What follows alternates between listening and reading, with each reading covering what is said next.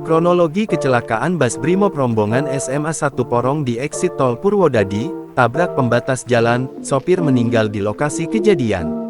Kecelakaan bus terjadi di eksit tol Purwodadi, Pasuruan, Jawa Timur, Sabtu tanggal 1 Februari tahun 2025.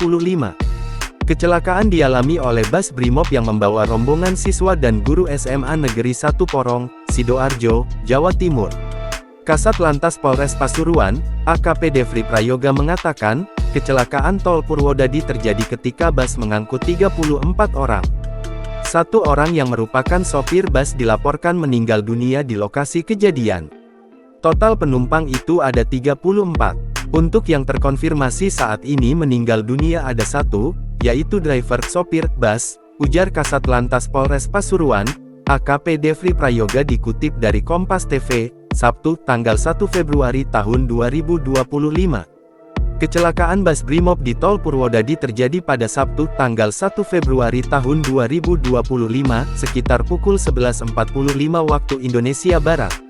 Insiden bermula ketika bus yang mengangkut rombongan SMA Negeri 1 Porong dalam perjalanan menuju sebuah tempat wisata di Malang, Jawa Timur.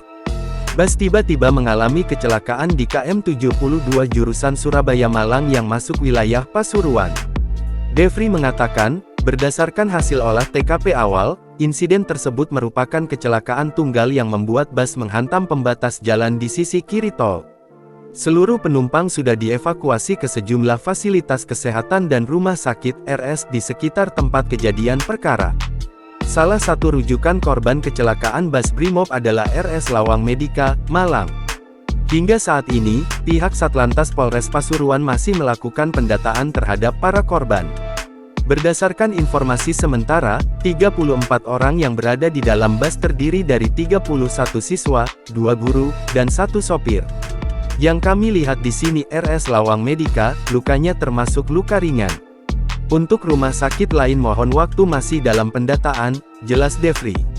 Sementara itu, Kasat PJR Ditlantas Polda Jawa Timur, AKBP Hendriks Kusuma Wardana menjelaskan, rombongan SMA Negeri 1 Porong hendak mencari objek foto sebelum kecelakaan.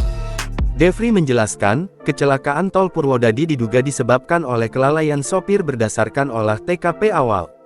Ia juga mengonfirmasi bahwa bus yang mengalami insiden adalah milik Brimob.